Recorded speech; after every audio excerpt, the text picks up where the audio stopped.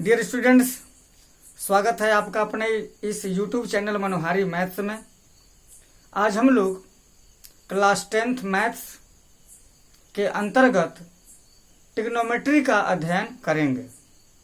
प्यारे बच्चों, त्रिकोणमिति गणित की एक महत्वपूर्ण शाखा है जो विभिन्न क्षेत्रों में बहुत उपयोगी है।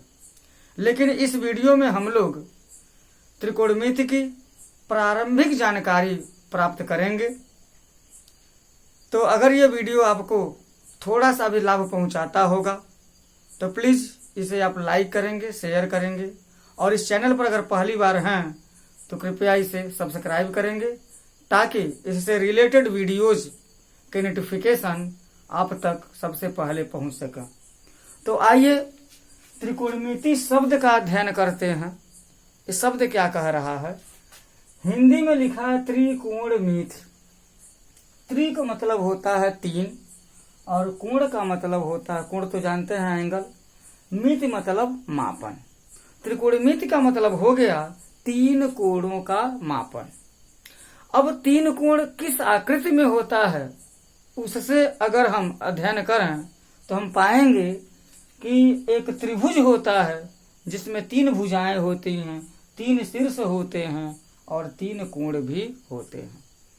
तो त्रिकोणमिति का जो प्रारंभिक अध्ययन है वो त्रिभुज से ही शुरू होता है। और त्रिभुज अगर कोणों के विचार से देखा जाए तो अधिकोणीय त्रिभुज, न्यूनकोणीय त्रिभुज और समकोणीय त्रिभुज होता है। तो यहाँ अधिकोणीय और न्यूनकोणीय त्रिभुज पर भी त्रिकोणमिति लागू होती है, उसको हम भविष्य में देखेंगे। लेकिन अभी वर्तमान समय में सिर्फ समकोण त्रिभुज पर अध्ययन किया जाएगा। तो त्रिकोणमिति का अध्ययन करने से पहले समकोण त्रिभुज के गुणधर्म के विषय में जानना बहुत जरूरी है। तो ऐसा त्रिभुज जिसका एक कोण 90 अंश हो जाए या समकोण हो जाए, राइट एंगल हो जाए, उस त्रिभुज को समकोण त्रिभुज कहते हैं। और समकोण त्रिभुज में अगर कोणों की बात करें तो यहाँ हमने त्रिभुज ABC लिया है। त्रिभुज ABC में कोण B बराबर 90 अंश हो गया है। और हम जानते हैं कि त्रिभुज के तीनों अंत कोणों का योगफल 180 अंश ही होता है। तो क्या है? कोण A धन कोण B धन कोण C बराबर 180 अंश। तो कोण A धन कोण C और कोण B तो 90 अंश है ही, प्लस 90 लिख देते हैं बराबर 180। तो कोण A धन कोण C पक्षांतर करेंगे तो 90 हो जाएगा। अर्थात कोण A और कोण C दोनों का जोड़ मिल करके 90 अंश होगा। अगर हम केवल कोण A की बात करें तो क्या हो जाएगा? 90 अंश से छोटा हो जाएगा। या कोण C की बात करें तो वो 90 अंश से छोटा हो जाएगा। तो हम कह सकते हैं कि समकोण त्रिभुज में अगर एक कोण 90 अंश है, अगर कोण भी 90 अंश है, तो निश्चित रूप से कोण A भी न्यून कोण होगा और कोण C भी न्यून कोण होगा। प्यारे बच्चों, यहाँ कोण को त्रिकोणमिति में कोण को अल्फा, बीटा, गामा, थीटा, पाई, साई, रो, टाउ, सिग्मा, डेल्टा, इन सब से हम प्रदर्शित करते हैं। तो आमतौर पर थीटा का प्रयोग कर लिया जाता है। कोण थीटा हम यहाँ पर भी लिख सकते हैं, कोण थीटा यहाँ पर भी लिख सकते हैं। तो अब इसके बाद से पहला जो गुणधर्म, पहला तो यही हो गया कि कोण A और कोण B अगर 90 अंश है तो कोण A 90 अंश से छोटा होगा, न्यून कोण होगा। कोण C भी 90 अंश से छोटा अर्थात न्यून कोण हो जाएगा। अब इसमें एक बहुत महत्वपूर्ण गुण है। इस समकोण त्रिभुज पर एक प्रमेय लगता है जिसका नाम है पाइथागोरस प्रमेय। और जब बात पाइथागोरस प्रमेय की आई है तो यहाँ इनके भुजाओं का एक स्पेशल नाम है। जैसे AB भुजा है, BC भुजा है, AC भुजा है। तो BC भुजा को हम कहते हैं आधार, बेस जिसको कहा जाता है, बेस। और AB को कहते हैं लंब, परपेंडिकुलर साइड कहा जाता है, इसको बेस साइड कहा जाता है। और ये सबसे बड़ी भुजा है, इसको कहते हैं कर्ण। अब सबसे बड़ी भुजा मैं क्यों कह रहा हूं? सबसे बड़ी भुजा इसलिए कहा जा रहा है, ये त्रिभुज में 3 कोण हैं जिसमें सबसे बड़ा कोण है 90 अंश। तो किसी त्रिभुज में सबसे बड़े कोण के सामने की भुजा सबसे बड़ी होती है और छोटी कोण के सामने की भुजा छोटी होती है। ये गुण है इसका भी, ये प्रमेय भी हम लोग पढ़ेंगे। तो इसको कर्ण, सबसे बड़ी भुजा को कर्ण कहते हैं। और पाइथागोरस प्रमेय क्या कहता है? पाइथागोरस प्रमेय, पाइथागोरस प्रमेय क्या कहता है कि किसी समकोण त्रिभुज के कर्ण पर अगर वर्ग बना दिया जाए, वर्ग यानी किसके कर्ण की भुजा को आधार मान करके, एक भुजा मान करके वर्ग बना दिया जाए, तो उसका क्षेत्रफल कितना हो जाएगा? वर्ग का क्षेत्रफल बराबर होता है भुजा स्क्वायर, तो हो जाएगा AC स्क्वायर हो जाएगा। फिर इसकी दोनों छोटी भुजाएं, अगर सबसे बड़ी भुजा है तो छोटी बड़ी भुजाएं हो जाएंगे, इनसे तो छोटी ही होंगी, आपस में बड़ी छोटी हो सकती हैं लेकिन कर्ण से तो छोटी ही होंगी, ये भी छोटी और ये भी छोटी। कारण क्या है? इस भुजा के सामने का कोण 90 अंश से छोटा और इस भुजा के सामने का कोण 90 अंश से छोटा, तो फलतः कर्ण से ये दोनों भुजाएं छोटी ही होंगी। तो छोटी भुजा AB भुजा पर अगर हम वर्ग बना देते हैं, AB भुजा को लंबाई मान करके वर्ग बना देते हैं, तो उस AB भुजा पर बने हुए जो वर्ग का क्षेत्रफल होगा वो क्या हो जाएगा? AB स्क्वायर हो जाएगा। और BC भुजा को आधार मान करके अगर वर्ग का निर्माण कर देते हैं तो क्या हो जाएगा? इसका क्षेत्रफल हो जाएगा BC स्क्वायर। अब पाइथागोरस प्रमेय क्या कहता है? AC स्क्वायर क्या है? सबसे बड़ी भुजा पर बना वर्ग है। AB स्क्वायर और BC स्क्वायर क्या है? ये दोनों छोटी भुजाओं पर बने वर्ग हैं। तो प्रमेय कहता है कि किसी समकोण त्रिभुज की छोटी भुजाओं पर बने वर्गों का योग, योग मतलब प्लस, बड़ी भुजा पर बने वर्ग के, बड़ी भुजा पर बने वर्ग के ठीक बराबर होता है। ये बराबर देखा, किसी समकोण त्रिभुज में छोटी भुजाओं पर बने वर्गों का योग सबसे बड़ी भुजा पर बने वर्ग के बराबर होता है। या ऐसे कहा जा सकता है, समकोण त्रिभुज की समकोण बनाने वाली भुजाओं पर बने वर्गों का, एक छोटा सा चित्र बना देता हूं। ये मानिए कि समकोण त्रिभुज है, इसकी छोटी भुजा, इस छोटी भुजा पर वर्ग बना दिया गया और इस भुजा पर भी वर्ग बना दिया गया।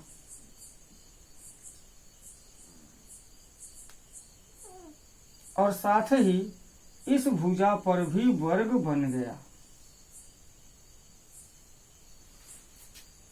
यह A है, यह B है, यह C है। इस चित्र को मैं फ्रेश रख रहा हूं, यहां पर देख रहा हूं। तो छोटी भुजा पर बना वर्ग, ये जो वर्ग बना है इसका क्षेत्रफल, एक रफ डायग्राम बना दिया। एक समकोण त्रिभुज बनाया गया है जिसकी AC भुजा 5 मात्रक है और AB भुजा 3 मात्रक है और BC भुजा 4 मात्रक है। तो हम क्या देख रहे हैं कि छोटी भुजा जो AB है इस पर बना हुआ वर्ग कितना हो जाएगा? 3 मात्रक है तो 3 का वर्ग हो जाएगा। और BC भुजा अगर 4 सेमी है, 4 मात्रक है, तो उस पर बने वर्ग का क्षेत्रफल 4 का वर्ग हो जाएगा। और यह बराबर AC भुजा अगर 5 मात्रक का है तो इस पर बने हुए वर्ग का क्षेत्रफल 5 का वर्ग हो जाएगा। तो देखते हैं, 5 का वर्ग हो जाएगा 25, 3 का वर्ग हो जाएगा 9 और 4 का वर्ग हो जाएगा 16। अर्थात हम ये देख पा रहे हैं कि 25 बराबर कितना हो गया? 25 हो गया। अर्थात किसी समकोण त्रिभुज की दोनों छोटी भुजाओं पर बने वर्गों का योग बड़ी भुजा पर बने वर्ग के योग के ठीक बराबर होता है। तो यहाँ हमें देखें कि पाइथागोरस का प्रमेय लागू हुआ अब पाइथागोरस का प्रमेय जब लागू हो जाएगा तो हम क्या कर सकते हैं, किसी समकोण त्रिभुज की केवल 2 भुजा अगर मालूम हो, 3 भुजा है, AC है, AB है और BC है, कोई 2 भुजा अगर मालूम हो तो तीसरी भुजा को हम ज्ञात कर सकते हैं। इस नियम का प्रयोग त्रिकोणमिति में बहुतायत होगा, इसको ध्यान रखा जाए। आइए समकोण त्रिभुज के कुछ और गुणधर्मों को देखते हैं। गुणधर्म क्या है? गुणधर्म यही है कि इस त्रिभुज में आधार है, लंब है और कर्ण है, तो किसी कोण के सापेक्ष उनकी 2 भुजाओं का अनुपात ज्ञात किया जाता है। किसी कोण के सापेक्ष 2 भुजाओं का अनुपात ज्ञात किया जाता है। और ये जानना जरूरी हो जाएगा कि मान लीजिए कि कोण C को हम थीटा मानते हैं और कोण C के सापेक्ष अगर भुजाओं का अनुपात हम ज्ञात करना चाहें तो कोण के थीटा है, या थीटा कहिए चाहे कोण C कहिए, इसके सामने की जो भुजा होगी वही लंब होगी, और एक सबसे बड़ी भुजा तो कर्ण फिक्स है और ये जो बचेगी शेष वो आधार हो जाएगी। अगर मान लीजिए थीटा हम यहाँ लिख देते हैं कोण A के पास, तो कोण A के सामने की जो भुजा BC होगी वो लंब हो जाएगी, AB आधार हो जाएगी और AC कर्ण फिक्स है। इस बात का ध्यान रखना है। तो आइए देखते हैं यहाँ कितने तरह के अनुपात बनते हैं। बनेगा AB बटे AC, दूसरा बनता है BC बटे AC, तीसरा बनता है AB बटे BC, चौथा अनुपात बनता है BC बटे AB, पांचवा बनता है AC बटे BC और छठवां अनुपात बनता है AC बटे AB। ये 6 तरह के अनुपात बनेंगे हमारे, इनको हमको याद करना है। अगर हम ध्यान से देखें तो क्या है, अगर थीटा की बात करें, थीटा के सामने का भुजा लंब हो जाएगा, AB बटे BC है तो क्या हो जाएगा, ये लंब भुजा है, ये कर्ण भुजा है और यह आधार है। तो इसको हम शॉर्ट फॉर्म में लिखें तो लंब बटे कर्ण लिख सकते हैं। ये BC बटे AC है तो आधार बटे कर्ण, AB बटे BC है तो लंब बटे आधार, BC बटे AB है तो आधार बटे लंब, AC बटे BC है तो कर्ण बटे आधार, AC बटे AB है तो कर्ण बटे लंब हो जाता है। ये भुजाओं के नाम के आधार पर ये अनुपात बना दिया गया। अब त्रिकोणमिति में इनके स्पेशल नाम हैं, क्योंकि जब हमको गणना करना रहेगा तो AB बटे AC, BC बटे AC, AB बटे AC ऐसे तो लिखते रह जाएंगे हम, तो इनका स्पेशल नाम रखा गया, नामकरण हुआ है। लंब बटे कर्ण नामकरण हुआ। नामकरण क्या हुआ है? लंब बटे कर्ण को कहते हैं साइन थीटा, साइन थीटा। आधार बटे कर्ण को कहते हैं कास थीटा। लंब बटे आधार को कहते हैं टैन थीटा। आधार बटे लंब को कहते हैं काट थीटा। कर्ण बटे आधार को कहते हैं सेक थीटा और अंत में कर्ण बटे लंब को कहते हैं कोसेक थीटा। वैसे इनके फुल फॉर्म है। साइन का फुल फॉर्म क्या होता है? साइन का full form SIN sine theta है। कॉस का है कोसाइन थीटा। टैन का है टेंजेंट थीटा। कॉट का है कोटेंजेंट थीटा और सेक का है सेकेंट थीटा और कोसेक का है कोसेकेंट थीटा। ये हैं sine theta, cosine theta, tangent, cotangent, secant और कोसेकेंट। क्योंकि लिखने में लंबा है इसलिए शॉर्ट फॉर्म में साइन, कॉस, टैन, काट, सेक, कोसेक लिख दिया जाता है।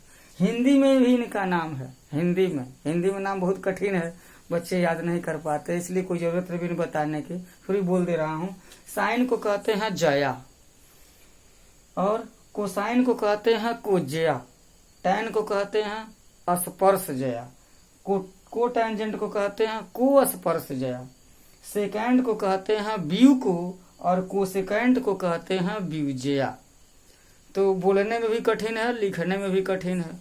ये साइन से लेकर के कोसेक तक बोलने में भी आसान है और लिखने में भी आसान है, इसलिए इसको हम इसी रूप में लिखते हैं। तो हमको याद करना पड़ेगा। याद करना क्या पड़ेगा हमको? साइन थीटा बराबर लंब बटे कोण, कास थीटा बराबर आधार बटे कोण, टैन थीटा बराबर लंब बटे आधार, कॉट थीटा बराबर आधार बटे लंब, सेक थीटा बराबर कोण बटे आधार, कोसेक थीटा बराबर कोण बटे लंब। अब इसको याद करने के लिए एक छोटा सा टिप्स याद करते हैं, मालूम हो जाता है, कभी भूलने पर पता चल जाता है। वो क्या है?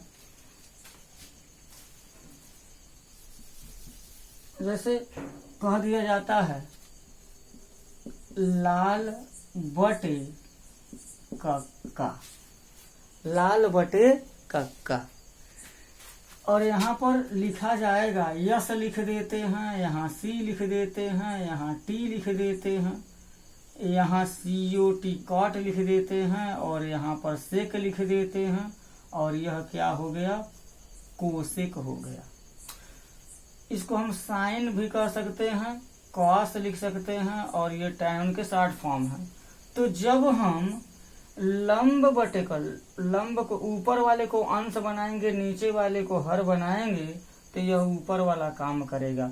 यानी कि साइन का फॉर्म होगा लंब बटे कोण, कॉस का फॉर्म होगा आधार बटे कोण, टैन का फॉर्म होगा लंब बटे आधार, और काट का फॉर्म अब नीचे से ऊपर की ओर अगर इसको अंश बनाएंगे और इसे हर बनाएंगे तो काट थीटा बराबर आधार बटे कोण, सेक थीटा बराबर कोण बटे आधार, कोसेक थीटा बराबर कोण बटे लंब हो जाएगा।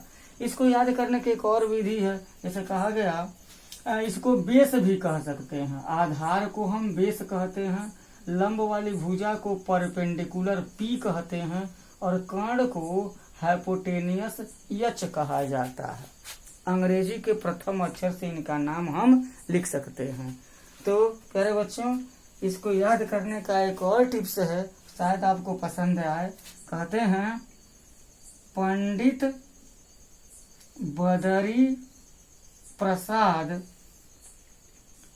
हर हर बोल, पंडित बदरी प्रसाद हर हर बोल, और क्या कहते हैं? सोना चांदी तोल। पंडित बदरी प्रसाद हर हर बोल, सोना चांदी तोल। अब देखिएगा क्या है, सोना यस है, यस का मतलब क्या होगा? साइन हो गया, साइन बराबर हो जाएगा लंब बटे परपेंडिकुलर बाय हाइपोटेनियस, चांदी सी, कॉस आधार बटे कोण यानी कि बेस बाय हाइपोटेनियस, और तोल टी, टैन क्या हो जाएगा? क्या हो जाएगा? Perpendicular side by base side, तो हो जाएगा P बाई B। इस तरीके से भी हम इसको याद कर सकते हैं। तो इस वीडियो में आज इतना ही। प्यारे बच्चों, मैं समझता हूँ कि आपको ये वीडियो समझ में आई होगी। त्रिकोणमिति के पाइथागोरस का जो है प्रमेय समकोण त्रिभुज पर लागू होता है, ये आप क्लियर कर लीजिए। उसके बाद से समकोण त्रिभुज में 6 अनुपात होंगे, 6 अनुपात का नाम याद कर लीजिए, और नाम याद करने का यहाँ पर नाम तो याद कर लेंगे, और संबंध भुजाओं में और कोणों में जो संबंध है वो इस 2 टिप्स के द्वारा लाल बटे कक्का और पंडित बदरी प्रसाद हर हर बोल के आधार पर इसको आप याद कर लेंगे। तो फिर मिलते हैं नेक्स्ट वीडियो में। अब ये देखेंगे कि साइन से लेकर के कोसेक में इनमें क्या रिलेशन है। तब तक के लिए धन्यवाद।